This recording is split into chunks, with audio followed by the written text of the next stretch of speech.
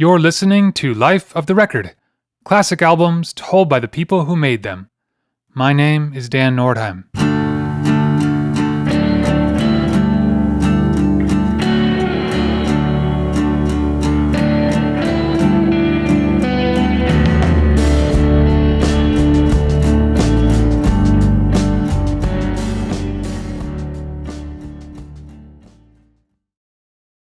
The Pogues formed in London in 1982 by Shane MacGowan, Spider Stacy, and Jem Finer. MacGowan had gotten his start playing in the punk band the Nipple Erectors, and when that band broke up, he began playing in an Irish traditional music style.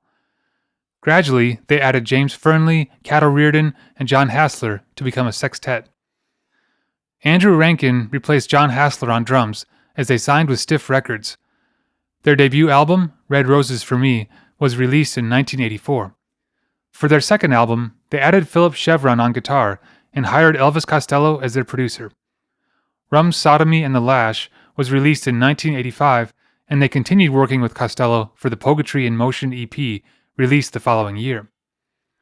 At this point, Cait O'Riordan left the band, and they updated the lineup to include Darryl Hunt and Terry Woods. They signed to Island Records and hired Steve Lillywhite to produce their third album. If I Should Fall from Grace with God was eventually released in 1988 and included the Christmas single Fairytale of New York.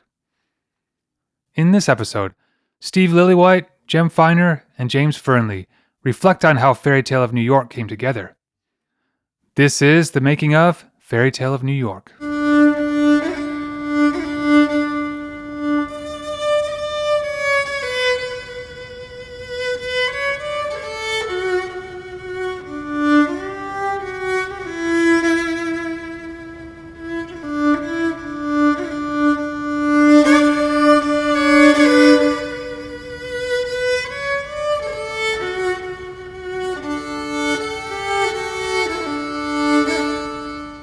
My name is Steve Lillywhite, and I'm a music producer from the UK, and I produced Fairytale of New York by the Pogues, and also the album If I Should Fall from Grace with God for them, and have a listen to this podcast.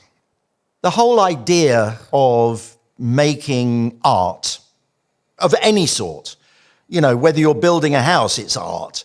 The pinnacle of any art maker is timeless art, of course.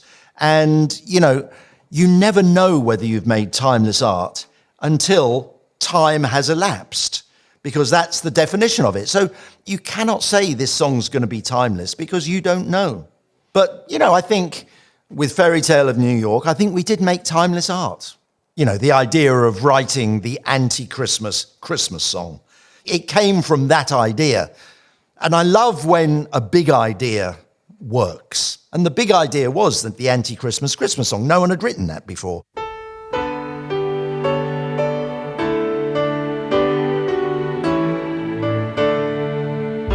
It was Christmas Eve, babe, in the drunk tank, an old man said to me, won't see another one.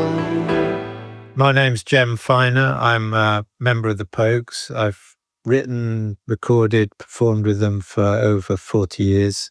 Banjo's my main instrument. And I wrote a lot of songs with Shane MacGowan, among them Fairytale of New York. We'd been in a kind of hiatus as far as recording went. There were some problems with Stiff Records, which I've never quite understood what they are, or were, I mean. And we had, you know, most of the songs that ended up on If I Should Fall from Grace with God, we were playing for a year or two. So by the time we got this situation resolved and we could record a new album, somehow we'd been hooked up with Steve Lillywhite. Before I worked with them, I was, it wasn't really the sort of band that I was used to. And in fact, I was in Dublin working on the Joshua Tree with U2.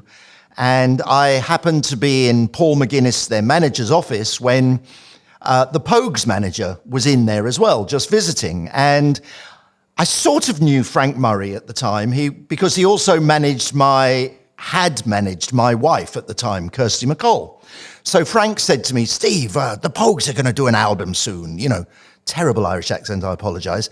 Would you be interested? And I said, well, I don't really know much about that style of music. But he sort of said, yeah, you'd be great. So I sort of went and had a meeting and we agreed to do it. And I found myself recording instruments I'd never really even heard of, you know, and to have a tin whistle in every song was definitely something that I wasn't used to. Steve was suggested and he was interested. And for us, that was really exciting because, you know, our whole history of recording had been something where we were obviously getting better playing our music. We were getting more savvy about recording studios. So we'd started off being quite kind of amateur with the first album. Elvis Costello had produced the second album, which was a kind of revelation in many ways, musically, and just someone coming that had, you know, a lot of experience of recording, production experience too. So the idea of working with Steve was really exciting, to work with someone who had worked with lots of bands that we liked. And, you know, it felt like a sort of step up production-wise. So, yeah, we were kind of chomping at the bit, really, because we'd been, you know, denied the opportunity to make this record for a while. The lineup had changed a little bit from Rum Sodomy and the Lash. It was much more broad than just doing Irish style songs. You know, they wanted to really prove to people that they had a varied palette. You know, and I was very lucky. I got them at a great time. You know, they were really ready to go. And I felt their ambition. You know, I felt that they wanted to have more than just a folk Irish record, you know, because they were ambitious. They'd expanded the band and you know, they felt that their songs were as good as anyone's, and which they were, of course. My name's James Fearnley. I play accordion with the Pogues. I was the piano player on the opening to Fairytale of New York.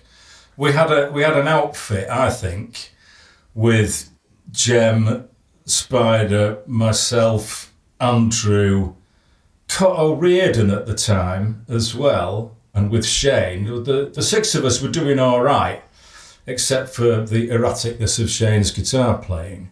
He was a good guitar player because he just played on instinct and passion and anger and emotion, basically. But when it came to playing live, and in the studio particularly, actually, it felt like he had too much to do singing and playing at the same time. So that's basically, as far as I remember, how we asked Philip to come into the band. And then Terry was Frank, our manager's long-time associate friend from Dublin. And then we became 8, and then Cait fucked off after rehearsal one day. She was our original bass player. Age of 17, she came on board because I think Shane fancied her. I don't think Shane had identified any particular talent in her as a bass player, but none of us had any particular talent in what we were playing at the very beginning. I had no idea. Jem was learning the banjo from scratch. So I don't mean that to say that she was never going to be a great bass player. In fact, I think she was. She was a great singer. And then through Philip Chevron, actually, Philip invited Elvis Costello to come to one of our gigs, and Elvis basically just fell in love with Cait on site. And then so she went away to marry him. Cait left the band, and Darryl, who had been sort of helping us out really since we started, driving us around and doing sound and stuff for us. You know, he came in playing bass, and musically that was a step up.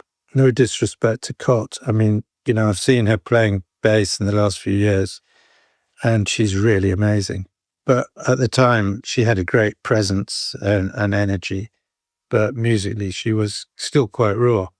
So that was one thing. The other thing was that Andrew, the drummer, we'd always restricted him to 2 drums, a snare and a floor tom. As much as he sometimes hinted he'd like maybe a kick drum or a hi-hat or a cymbal, we wouldn't let him.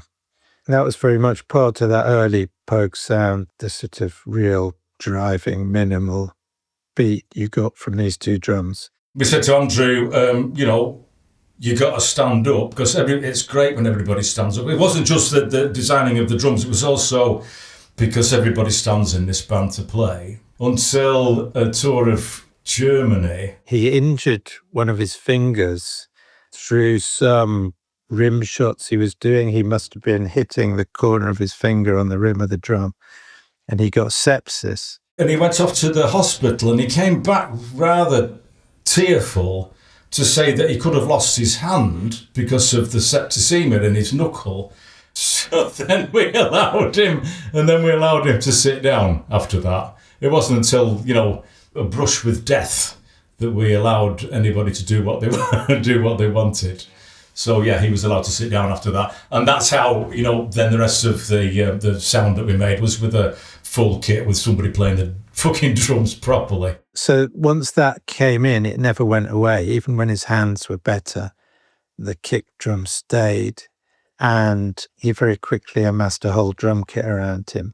So the combination of that and Darryl being the bass player, suddenly the rhythm section was like a whole different animal. It was like this amazing thing that could do lots of stuff that it could never do before. So that really opened up a lot of things. When we got into the recording studios with Steve at Rack, Andrew and Philip and Darryl became known as the engine room. Those 3 of them were identified by Steve as the engine room.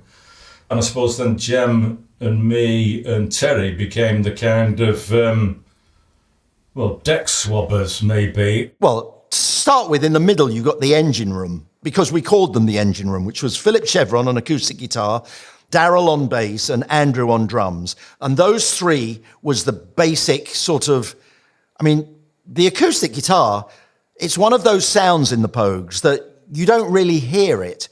But if I took it out, you'd go, the glue's gone. There's something about the glue of the acoustic guitar that Philip played, which was brilliant. So I'd had that there. And then I would have the wingers, which was Terry Woods, the cittern, and the accordion of James. So they would be on the outside. And then inside I would have the whistle and the banjo. So I sort of looked at it as a football team. So we went in and recorded If I Should Fall From Grace With God, which included Fairytale of New York. But the thing that my first impression really of being in the studio was, oh my God, I can't remember all their names. So actually I had a cheat sheet underneath the desk which had all the names of the band on, because it was a lot of people. By the time we got in the studio with Steve, I think the songs benefited from having been played live a lot. We could work very quickly, getting the tracks down, good performances. And then it was interesting to work with him the way he worked as opposed to previous producers. I try to run the ship. I'm like the captain of the ship. And I want to keep the craziness. That's what the Pogues are all about. But, you record them early in the morning, because you don't do a backing track at 10 o'clock at night, because they're all probably a little bit squiffy. Now, Shane was probably the most bohemian person I'd ever met. Probably him and Keith Richards are the 2 truly bohemian people I've worked with. If they get up at 9 o'clock in the morning, it's purely coincidental. They could get up at 9 o'clock at night, midnight. They sleep where they're tired. I'm far too middle class. I have to have my bed at night and my routine, otherwise I'd go crazy. But these people are so free, and so, it's a wonderful thing to experience. But, I knew when he was in good form, I thought, got to get him. Shane was, I don't know, maybe sort of surprises people because he has this reputation of having, which is often focused on all the wrong things. But certainly in those days, he was incredibly dedicated songwriter. He would endlessly revise and write and move things around from one song to another. So Shane's writing was developing. I was writing more and writing with Shane. Band were getting better at playing their instruments. The rhythm section was suddenly this reborn, fully fledged, amazing, world-class rhythm section. People were more imaginative, maybe about arrangements. No, not more imaginative, but we could actually realize more of the things we imagined. Fairytale of New York's a prime example. It took about 3 years for us to be able to play that the way it needed to be played. And then he sang a song, the rare old mountain tune. I turned my face away and dreamed about you. Got on a lucky one, came in 18 to 1. I've got a feeling this year's for me and you. The evolution of Fairytale of New York was protracted, so it was. Seemed to go on for ages and ages and ages and ages. It came out of a collaboration, if you will, between Jem and Marcia, his wife, and Shane, and also from the weird sort of input that Frank Murray would have with it as well. Isn't it funny? As soon as I say Frank Murray's name, it's sort of like I want to denigrate his input into our musical thing because I want to keep him distant in my mind. But he said, why don't we do a Christmas single? And it's like, oh, cool, right, yeah, fine, great. I remember the managers suggesting we do a Christmas song and do a cover version of some song by the band, and thinking, well, if we're going to do a Christmas song, we should write one for a start. And talking to Shane about it, and we thought, yeah, let's write a duet. I think we were quite into the idea of duets. We were, at the time, rather into, Tom Waits, who's always been an enduring object of admiration. And there was a duet with Bette Midler we used to listen to a lot. So it's probably, let's do a Tom Waits-esque Christmas duet or something. I mean, there's a lot of fanciful ideas floating around. Sometimes they sort of found their way into being. So Shane and I decided to write a Christmas duet. And the way we'd work together was we'd kind of work apart and then we'd get together and see what we had and take it from there, sort of put things together, reject stuff, edit stuff. So after, I suppose, collectively considering a Christmas single recording or whatever, so Jem went away to think about, what a Christmas song would be about, and it turned out to be about somebody going away to sea and missing his girl somewhere and then coming home and everything, all the bells ring or something like that. So I wrote 2 songs, sort of embryonic Christmas duets, the first of which the melodies survive from, and the second of which the storyline survives from. So the first one I played to Marcia, my wife, and she was always a very good critic and sounding board. And she basically told me she thought it was a load of rubbish, lyrically, certainly. So I guess I was quite defensive about that and upset. But, I said, okay, well, all right, you suggest something better. And so she told me a story.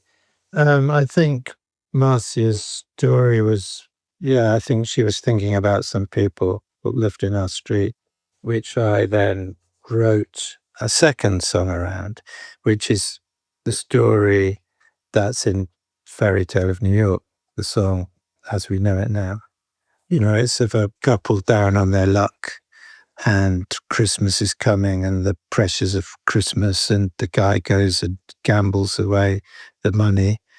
But ultimately, they find a sort of chink of light, and there's this sort of partial redemption, she would call it, where they are together and dancing, and who knows what happens after or happened before. So it's just like this moment in a sort of long story of two people.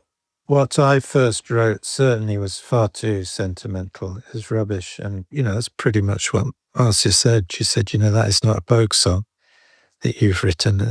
She was totally right. And Marcia said, no, you can't write a song like that about...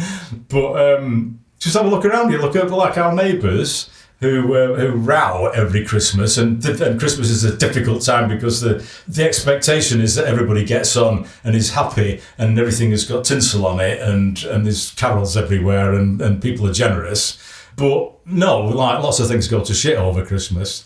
Write a song about that. And Shane took that story and he transposed it from London to New York and wrote it in a very beautiful, brilliant way, which I think really brought out the whole sort of cinematic scope of potential of that story. It alluded to how they got there in that moment and left you wondering what happened next. So, Marcia's, vision in that was crucial. I mean, really, she's like a third writer of that song. So, and then Shane had written the slow introduction bit.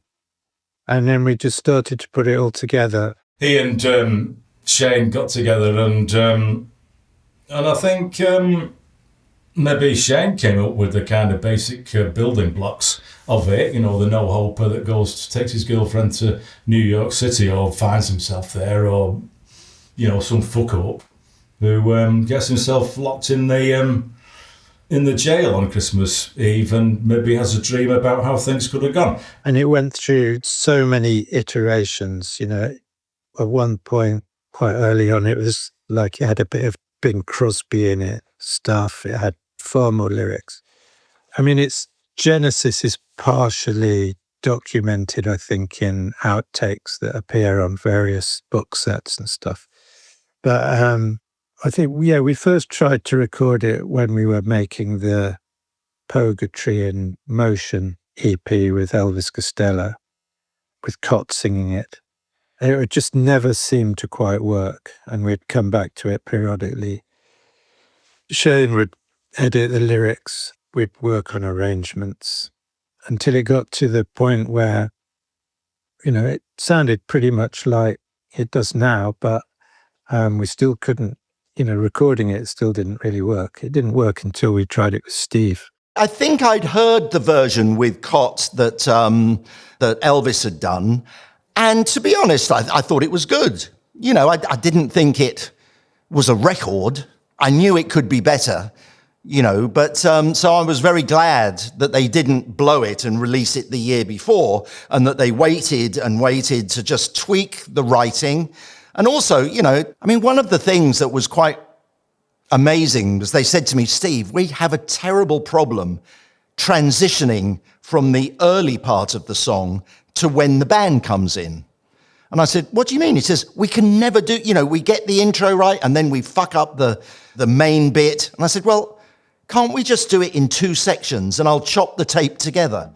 And they said, oh, that's a good idea. No one had ever thought about doing that. It's very obvious. So we went in and just did piano and Shane. The opening stanza of the thing is just the piano and Shane's voice, which is a thrill to do, I have to say. Just me and him. But in the studio, just to have Shane there in my ears, and then to play this thing on the piano that I'd practiced and practiced and practiced. I just know that there are movements in it, in the actual piano playing, that I was really proud of, and I did not want to fuck them up. I did, a few times, but the one take that Steve Lillywhite would not step away from was the one where I hit a note above the one that I was heading for, And I said, I'm going to have to do it again. He says, no, that was the one we got to keep because everything else was perfect. You're not changing it. So I had to live with it sounding like that. And because of the way we were recording it, it had to be either the piano and the voice together, or we do another take, because there was bleed in between the two, and we couldn't have redone the vocal or redone the piano because you would have heard a ghost, because it was so empty at the front. So we actually did 6 takes of that intro, and we listened back to them, and we all decided take 4 was the one. Yeah, it was a huge challenge to play the piano along with Shane, because I felt it was like my job to stick with him. I think he was never likely to try and stick with me. I don't think it was a balance there at all. Yeah, I wonder if one could extrapolate from that, a relationship in life. But I think you probably could. Oh God, yeah, no, it's like one of the high points of a career was to do that, and something I'm really, really proud of. Even though I can remember all the anxiety and the implications and everything else that went along with that experience. As I say, extrapolatable, if you know what I mean. There was a relationship being played out there as well, not just a musical passage sort of thing. So happy Christmas, I love you, baby. I can see a better time when all our dreams come true.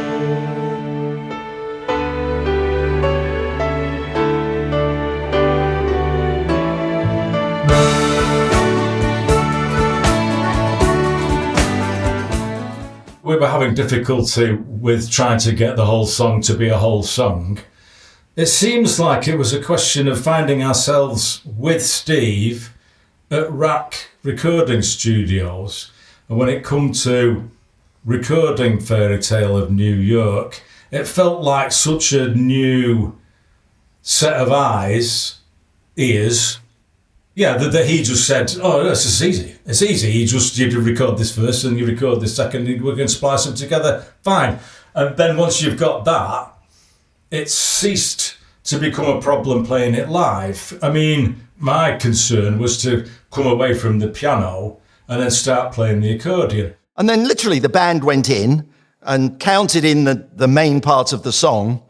And once we got that, I went and got the razor blade out and chopped the tape together, and that's how it worked. I remember that very clearly because really it was a no-brainer, and I don't know why no one had ever thought of it before, but he was very good at splicing tape together. I mean, it seems so crazy now in this sort of digital world of cutting and pasting stuff, but, I mean, that was always a real thrill to watch engineers and producers cutting up tape. It was so sort of precise, and it's sort of boggling that it didn't sort of make a little click. I suppose if you did it wrong, it did.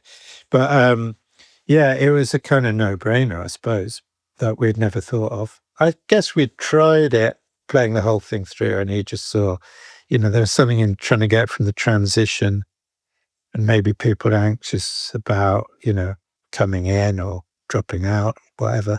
So he very sensibly said, okay, well, we'll do it in 2 bits. We recorded it then really quickly in like, a matter of an hour or 2.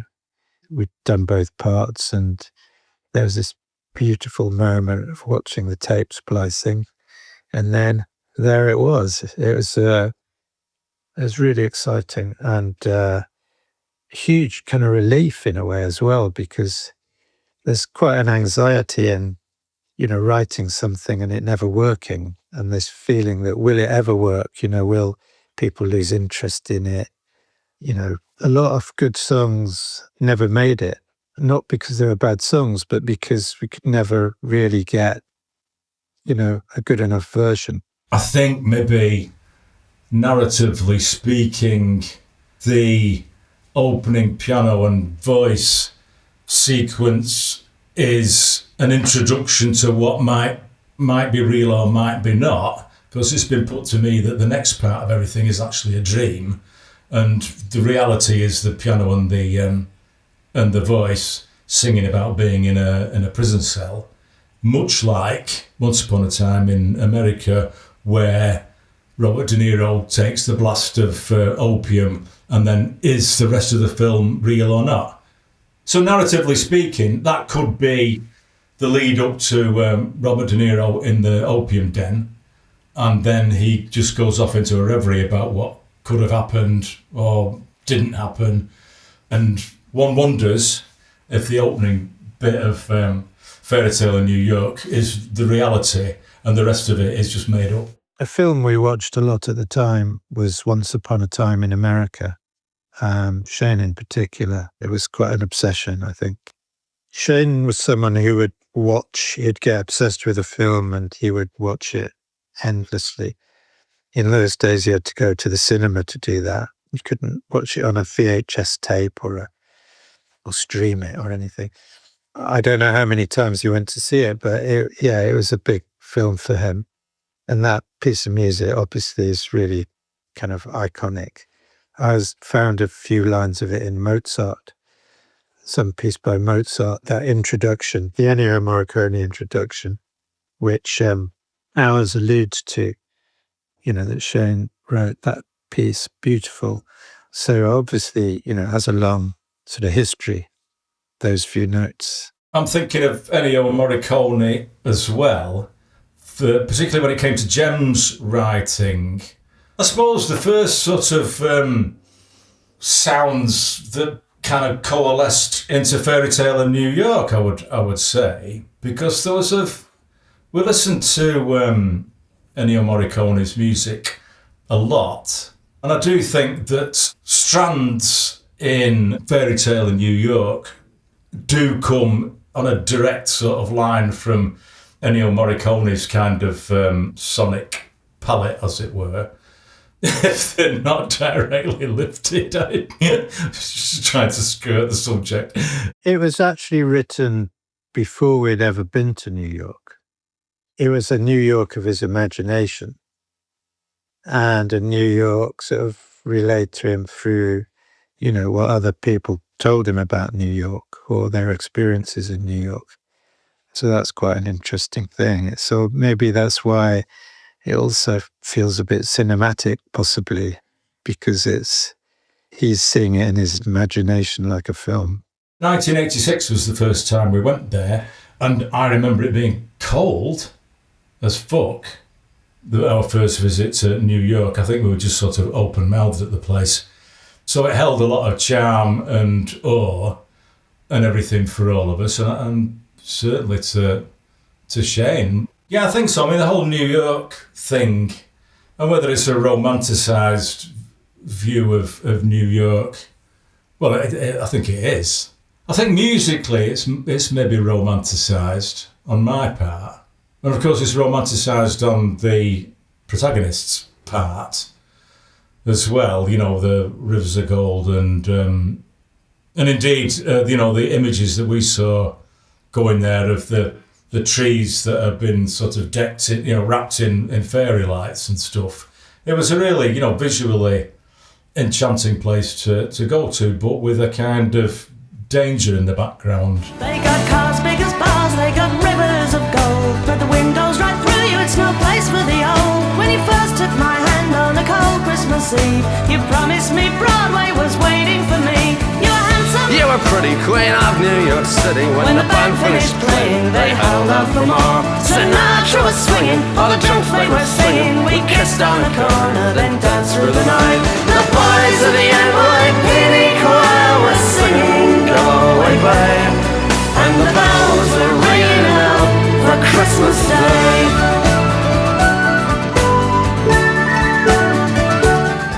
Originally, it had, befallen Cait O'Riordan to do the female part in Fairytale of New York, but obviously with jumping ship and going to be with Costello yeah, I suppose we were a bit stuck as to who was going to do the girl part. Well, no one was really sure who the female singer was going to be honest. And, well, Steve was married to Kirsty and went home with the master tape after we'd just recorded it. I think we must have recorded it on a Friday. And he said, okay, well, see you on a Monday. And he came back on the Monday and he said, well, I just took the tapes home and I just asked Kirsty to sing a guide vocal on it so you could get a feel of what it sounded like as a duet. They said it's a duet, and I think it may have been Frank Murray again, who was their manager at the time, who had also managed Kirsty, said, do you think Kirsty might be good? And I think the band had slightly higher... I mean, Kirsty was a pop star, but she wasn't like really well known in the UK. And I think they were very ambitious. They were talking about maybe Chrissie Hynde to sing the girls' vocals. So because Kirsty was a huge fan of the Pogues, and she was like family anyway, and I had a studio at home because I worked on her songs, I said, look, guys, I'll take the tape home at the weekend. Let me record it with Kirsty. And we had 2 young kids, so we spent the weekend doing one vocal with her, but just going in and redoing bits and then having a break and then going and listening, going, ooh, that line, you know. So we really sort of sewed her vocal together. But I think it's a pretty flawless vocal. And because, you know, no one else has come close to singing it as well as Kirsty did. I honestly believe that, you know. And so we did the vocal with her at home, and then I took it back in. She didn't come in with me on Monday when I played it to the band, but Monday morning took it in, and the band heard it, and they were pretty floored. And Chrissie Hynde wasn't mentioned again. You know, very casually, Steve said, oh, I'll take it home and see what Kirsty can do with it. Then, after the weekend, come back with multi-track sort of vocal layers and everything, and harmonies up the wazoo. It wasn't harmonies up the wazoo. It was a very nicely put together vocal take on something, and it was just like, well, damn, all right, well, let's stop worrying about that then. Can she sing it? And she can. Or she could, and she did. It was really, really fantastic. Yeah, to sit in that control room at RAC, just sort of like staring at the floor, thinking, like, fuck yeah. And we were all going, okay, well, let's hear it, Steve. And, well, obviously it was like amazing. It was like, hang on, this isn't a guide vocal. It wasn't a guide vocal. There's all sorts of harmonies on it and stuff. It obviously, Kirsty was very, like, good at sort of very quickly inventing parts for herself. I imagine when she imagined singing something, she didn't hear just one melody line. She heard a whole sort of choral piece performed by her exclusively, all the harmonies.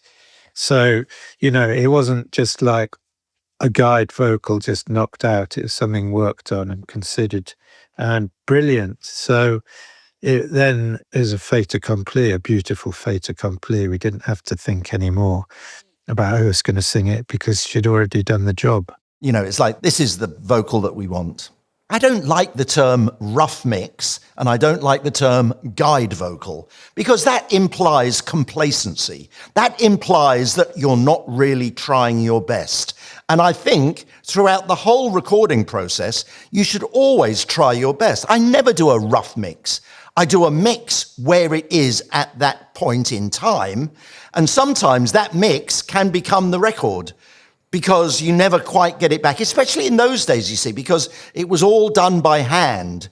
And, you know, the faders were pulled down, and there may have been some magic there. So I would always, whenever I did a mix of the song, it might not be finished, but I never called it a rough mix, because even down to the time when the band would play and then come in and listen to it, I would be mixing it so that they could hear it. I was starting to, from the very moment they would played it, I would start to work how I wanted it to be, you know. So I would often say to bands, I said, look, if you expect that your record's going to be very different from how it is sounding. I remember, you see, Tom Bailey from the Thompson Twins once said to me, Steve, it seems weird to me, but seems to me that as you make a record, the amount of choices you make as you go on should become less and less and less until you have the record. And I went, God, that makes sense. But, you know, with multi-track now and 100 tracks, the amount of choices goes outwards, you know, and then you have to bring it in later. But that whole idea of doing things and being bold, I mean, you know, we had 24 tracks, so it was like there was pretty much a safety net. What the Beatles did was incredible because they had to bounce things together. So if they made a mistake, they were fucked, you know. But I would always try and make things sound as best as possible throughout the process, because complacency is something I don't like. Really brilliant, because she had just the right tone to do it, because her tone is unmistakable, and as indeed Shane's is, so it was kind of matched it pretty much up and down. The who's who, not just because it's a girl and a boy or anything, but there's like there's a whole attitude, stance, you know, the stuff underneath the surface of the water iceberg thing, that she's Kirsty MacColl and he's Shane MacGowan, and here they are singing something here that you'll never hear again. Fantastic, really fantastic. Well, what happened was I brought the song back to the studio, and in fact, Shane heard Kirsty's vocal and said, I think I have to do mine again. And yeah, we all said, yeah, I think you should, Shane. Because he was like, mine's, you know, he thought he'd done his vocal. But in fact, Shane did it, Kirsty did it to, you know, to Shane's vocal. And then Shane did it to Kirsty's vocal because he knew he had to be more on the, you know, more snappy. Not the front part. The front part was a duet between piano and voice. You know, so we couldn't change that. But it was from the... And there's not a hell of a lot of singing, but it's very important to get every bit right, I thought. Yeah, so I was very proud, and she was very proud because, you know, she had a lot of stage fright at the time. Although the live version does not indicate she had stage fright because her vocal on the live version is really good. I met her actually when I was producing Simple Minds, an album called Sparkle in the Rain, and she came down to do some sort of atmospheric backing vocals for them. And I remember thinking, oh, I'm going to marry that girl. I took her number on the pretext that I was going to use her for session work, you know. But no, I mean, my whole thought was, yeah, you're the girl for me. So, you know, that led to a sort of 80s 10 years of marriage and 2 kids and a pretty good time of, you know, ups and downs. But then, you know, our lives started drifting away and I went on to another life and she went on to another life. And unfortunately, you know, she was killed in 2000. So at Christmas as well, which was very, very sad. 25 years ago this year, actually. So it's the 25th anniversary of her death.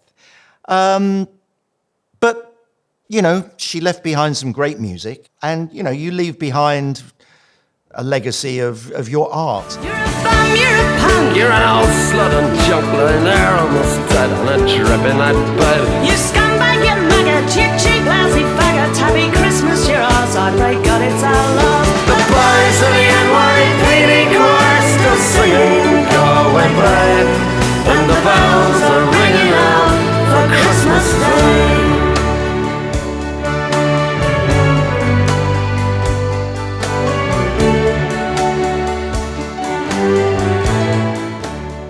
It deserved strings, that kind of song, I do think. And to go along with all the other instruments that are perhaps a bit silly put against an orchestra. They have like their own silliness, like what's more silly than a fucking accordion, you know what I mean? It's like a bag with a harmonica on the end. It's like a stupid instrument, but given the right context and given the right story to tell and the right friends, you know, musical friends to sound with, yeah, it's I think it's amazing, really. The strings came later, not an afterthought as such, but once we had the track recorded, then discussion turned to arranging strings, what kind of orchestra. A guy called Philip Trench, who we'd worked with before on Rainy Night in Soho, was to arrange it. And James Fearnley had a huge input as well. I think he wrote some of the parts. I really wanted to be the string arranger guy. I don't have the chops for that.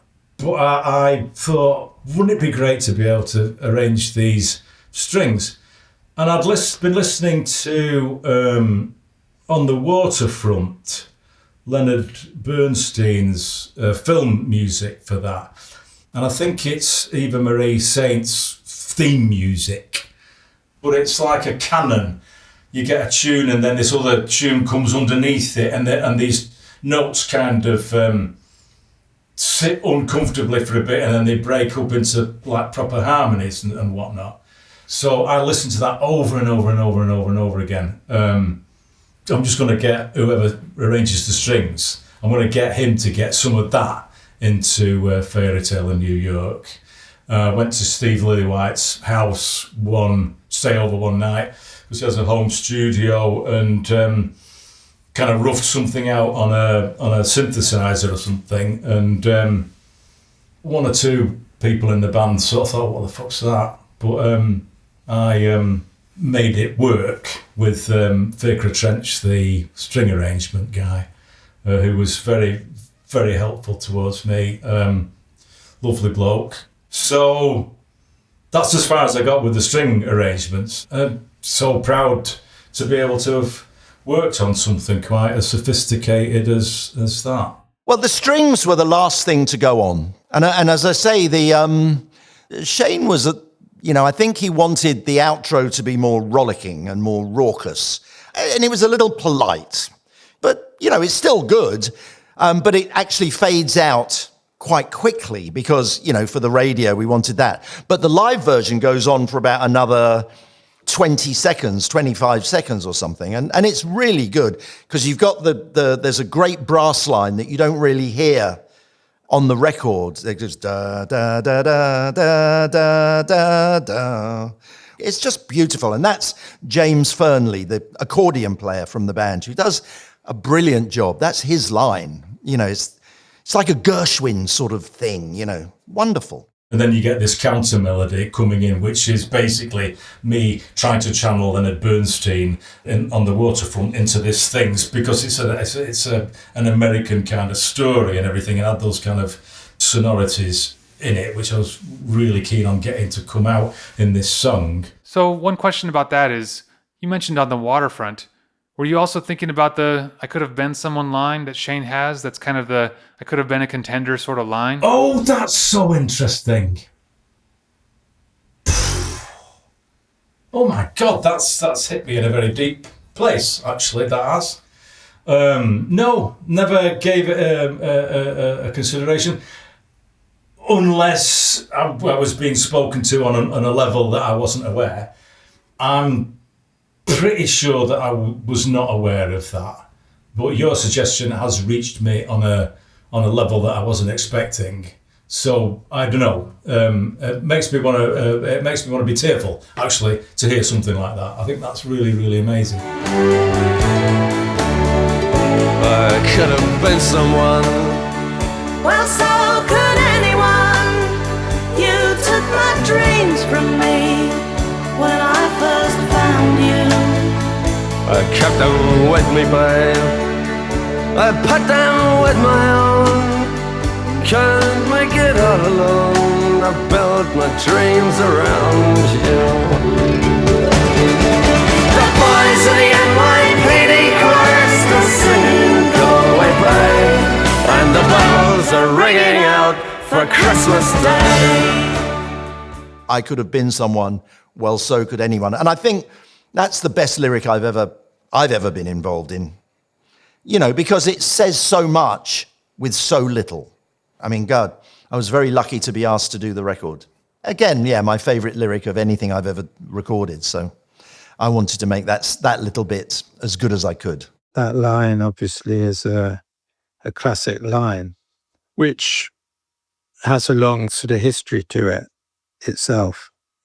I mean, I know where it came from originally, a conversation on a bus between Shane and Marcia, my wife, where she was telling him a story. That's like the punchline of the story. Well, that line, I could have been someone, I do know came from a conversation between Marcia Farker and Shane at a bus stop.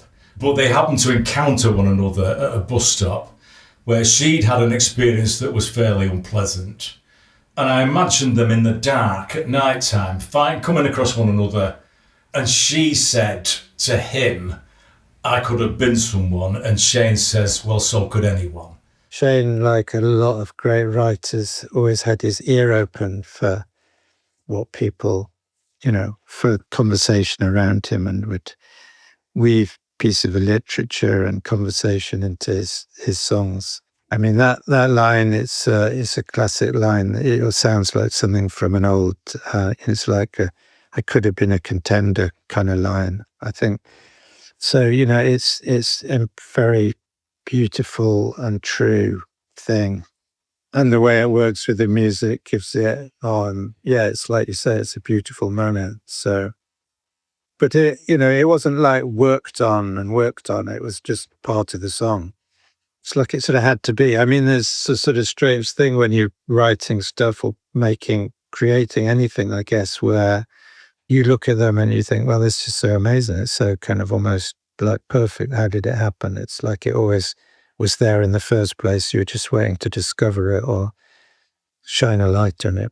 I hadn't even realised that the I could have been someone, well, so could I didn't realise that was exactly the same as the it was Christmas Eve, babe, in the it was I thought, oh, that's a new section, because it's so different how it, because it's done at a different tempo, and it's, it was great. We didn't use a click track on that song. I mean, I have a love-hate relationship with the click track that is really, really confusing. Because a click track can be your savior, and it can also be your devil. And actually with the Pogues, I find that Andrew, the drummer, his natural groove, in a way, he's like Stuart Copeland.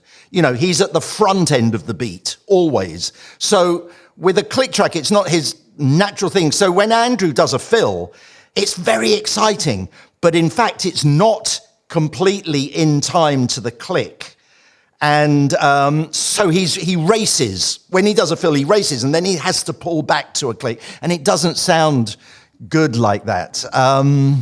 But, I love drummers who dance to their own click track, because you've got the Stuart Copeland, who is always at the front, and Andrew, who is like that. You have other drummers like the Marotta brothers, who are so laid back and so on the back end of the beat. They're both in time. But then, of course, with click tracks, you get drummers like Questlove, who is brilliant. But, his plays like a drum machine, exactly like that. And sometimes I think for a band, using a click track always gives you a 7 out of 10. But without using a click track, you might get a 10 out of 10. It was just one of a list of songs, we had to record. And it wasn't necessarily going to be a single, though, I don't know, maybe it was. Maybe we always thought it would be a single. I suppose we did, because initially the idea had been, let's record a Christmas duet and put it out for Christmas. So I guess we probably had thought it was going to be a single in that sense. I guess we generally, when we started recording, we'd record a few things that we knew we could bash out really quickly before getting onto... Fairytale was quite daunting because we'd tried it before, and then there's this fear, I hope we can do it this time. The anxiety kicks in, I suppose. So no, we probably did it in the middle somewhere. We recorded the damn song in the middle of the summer, and I remember going into Rack recording studios, and the air conditioning had gone down, and there's Steve Lillywhite standing in front of a fridge in the control room. What's a fridge doing in the control room? Anyway, there's a fridge in the control room with a fan in the open door, blowing what he hoped would be cold air out of the fridge towards him, and this is doing a Christmas song in the height of July. Bonkers. It's one of those songs that, I mean, for me anyway, I didn't realise how brilliant it was until I'd heard it a few times. And I think most people, they like it, but it's like a fine wine. It does improve with age, especially as people don't really hear it during the year. So it's like beginning of December, I hear Fairytale, and it's such an emotional entry, when the piano comes in, and it just takes you to Christmas, certainly in the UK. And in America, more and more that song is because I look at the streaming numbers over Christmas, and it's sort of sneaking in the top 200 now in America, which is interesting. It's not up there with Mariah Carey, but there you go. It was our most sort of ambitious piece of music at that time, certainly, maybe in all times, with its different parts. And that's why it took so long. And for a while, we couldn't even really play it. Didn't really have the right sort of feel or something. I don't know, but it did all come together there. I mean, I remember that, after we'd first, recorded the successful backing track, having a real strong feeling like this is really something. And Shane and I I remember I gave him a lift down the road. I was driving home and dropped him in Camden, but on the way we were like really thrilled, like that it finally worked out. It's like giving birth to something. A very difficult, long labor of years to get it together. We both believed in it, both had a real feeling for it. And, it was a song that he really wanted to see work. I know he would worry too, maybe this won't happen. How's it going to happen? It has to happen. And it did. So, it was a great feeling. And I think we mixed it pretty much after the strings went on because we had to rush it out. So we sort of did the strings and then mixed it at the townhouse just then. Yeah, it's probably we need more whistle because I always mix the whistle too quiet. But they were right. We needed more whistle. It's just I'd never recorded a whistle before. So, Spider... Well, this is my story. I would always be mixing the song because I'd send the band out, because it was always a bit crazy. Give me an hour. Come back in an hour, or I'll tell you when to come and listen to the mix. So you've got fresh ears. So I'd be mixing it, and every time I mix it, I go, that fucking whistle is too loud. So I'd turn it down a little bit, and my ear would always go, the frequency of it. Every time I'd go back, I'd play it again. So, bloody whistle's too loud. And I turn it, that's better. Anyway, so I get the mix right, what I think, and I bring the band in, they listen to it and go, I can't hear the whistle. And I go, yeah, it's that. Oh my God, no. So I then realized the best way for me to mix the song was to not listen to the whistle at all until I got the mix done and then put the whistle in. Oh, that whistle sounds good, because it was not a natural thing for me. And then I would be able to get the right volume of it. Otherwise, it was just something that I wasn't used to. But I fixed my problem. And I think, Spider sounds great on the album and he sounds great on the record. But yeah, everyone seemed very pleased. And then it was released and it was like, oh, it's doing well. Because then everything was so different. You had the hit parade. I mean, it's not like the world we live in now. Once something's put out, it exists forever, whether anyone wants it to or not. It's there for people to find or not. So, but then to kind of get attention, you seem to have to, your record had to get into the top 40. And once it was in the top 40, it would get played more on the radio and, the snowball could start to sort of roll downhill and gather momentum, as it were. So I seem to remember that when it was released, there's a great fear that, because they'd have chart projections and stuff like that, that it wasn't quite going to scrape into the top 40, which could have meant that it would have just disappeared. But it did. I think it got to number 39. So, and then it started to get played more, and obviously it started going up the charts. And then it got to this point where it was sort of poised to possibly be the number one at Christmas. I don't know if you know, but in England, in Britain, the Christmas number one is a hallowed position. Every single artist wants to be in the history books as having a Christmas number one. Even if you were in the Beatles, Paul McCartney wanted a Christmas number one, so he wrote a Christmas song. Elton John, everyone, as well as the lesser-known bands like Slade and Wizard did, and George Michael. So everyone wanted the Christmas number one, because it wasn't so much the money, it was the kudos of having the number one song at Christmas was so, was fantastic. So we have some brilliant, brilliant Christmas songs in the UK. They're not all schmaltzy and cheesy like the American ones. Although you also have, but they're not countrywide well known, like so many bands have done Christmas songs, but they're not known by everyone in the country. And I remember, listening to the radio. I think it was on Sunday evenings, they'd have this sort of chart show. And no one would know before that was over what number one was. Well, obviously the people on the show would, but they weren't telling anyone. We didn't know. And it goes to number 3, and it's still not Fairytale of New York. So this is going very well. And then and number 2 is, and you're hoping they're going to say the Pet Shop Boys. But he said the Pogues. And it was, in that instant, a great disappointment, and seemed really stupid that the Pet Shop Boys, with their version of some Elvis song, were number one and we weren't. But that feeling passed very quickly.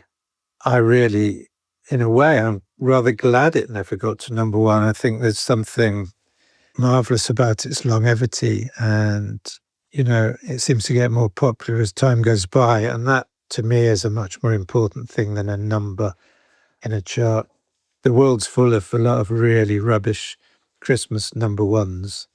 So let's forget numbers. It's what endures through, time and generations. And that was always a hope for a lot of our music, that it had something timeless about it, as it should have, because it sort of initially comes from a tradition, an old tradition, and that it should sort of, in time, become part of that tradition carrying on. So that's the wonderful thing to me. What its number was is irrelevant. Its longevity is the reward. I forget what the gig was, some tour that we were doing, and Fairytale of New York had come out. And so there's a kind of detachment from, at least for me there was, between what's going on in chart, BBC world or record buying world, because you're just working and getting on with people. That I was on my way back to Manchester actually on a day off or something, to where my folks lived, and I stopped off at, I think it might have been Preston railway station, and I remember calling my brother from a phone box there, and he said, "Do you know that you're number 2 in the charts?" And that really, really hit me. From a family member on some deserted, so it seemed to me in my memory, deserted railway station. I remember crossing a bridge to go to a pub to go and have a pint in there before my train to Manchester came. That was, I'm glad I had that moment to myself. It's a song about losers. And actually the whole story that it never got to number 1 in the UK is part of the thing of the song as well. The fact that it's the underdog, and the song is still the underdog. It still hasn't made number 1. When it came out, it was only at number 2, and apparently it was not so close. It wasn't like, the Pet Shop Boys beat us by not a country mile, but it was not like, it wasn't a matter of 10 records more and we would have been number 1. No, it was a few thousand. But, is that Pet Shop Boys song in the charts anymore? No, it's not. I've made some records that sound very 80s, I have to tell you. But no, Fairytale of New York is timeless.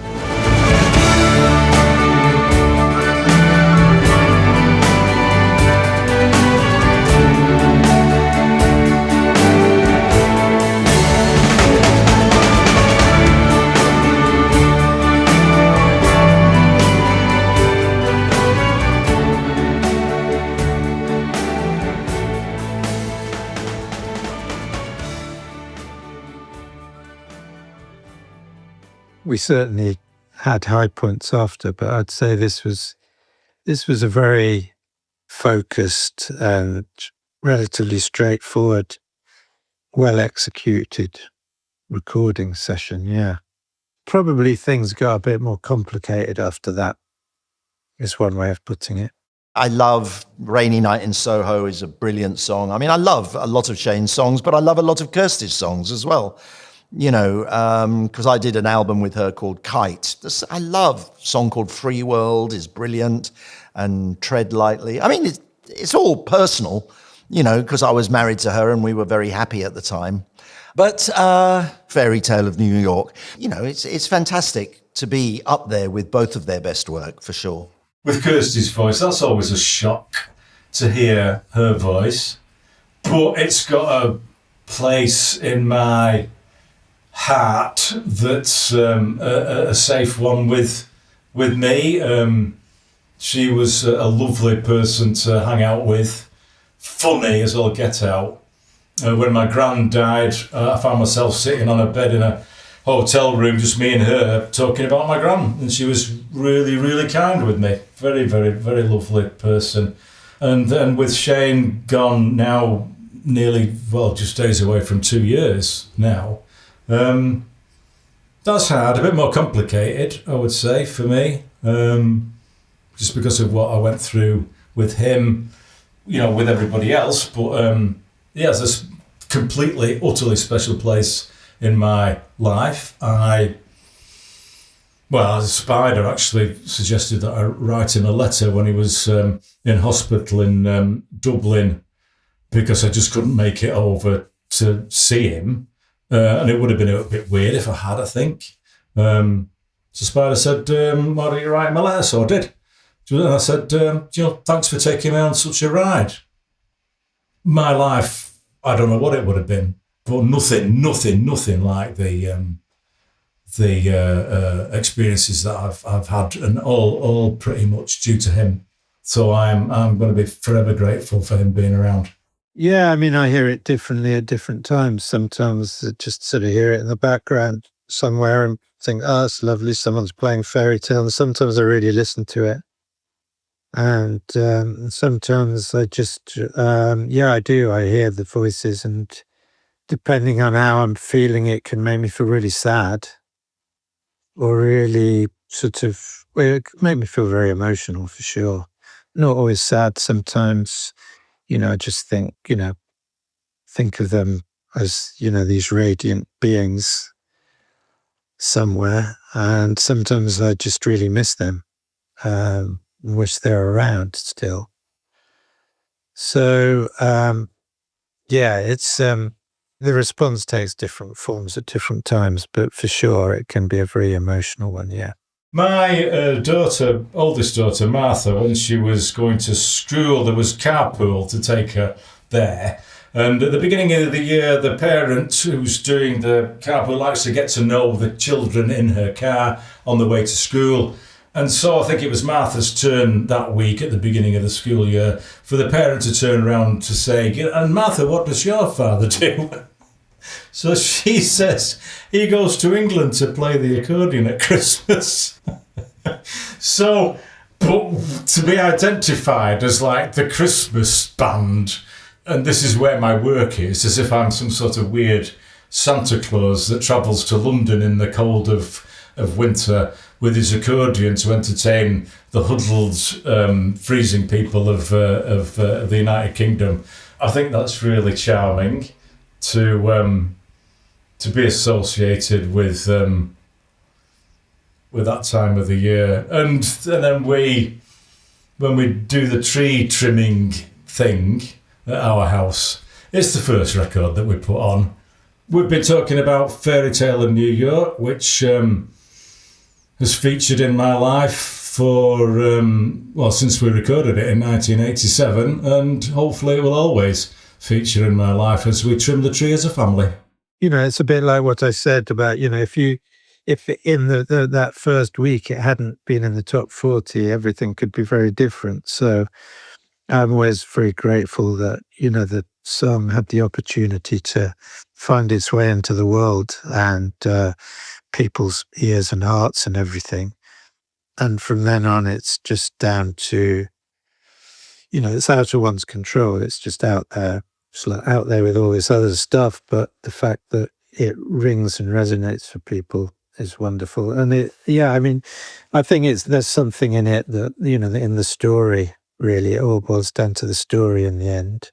Well, no, it's not all boiling down to the story. It's down to the music too, because the music is obviously a huge part of it. But, the story, I think, is not one of these glitzy, consumer packaged songs about some idealistic, sort of ridiculous fest of going and buying things for people and then forgetting about them for the rest of the year. It's about something deeper than that. It's about lives and difficulties and love and overcoming difficulties. And it feels to me that there's a sort of genuine feeling and emotion and story in there that rings with people. Fairytale of New York sort of confounds all my expectations, I guess. And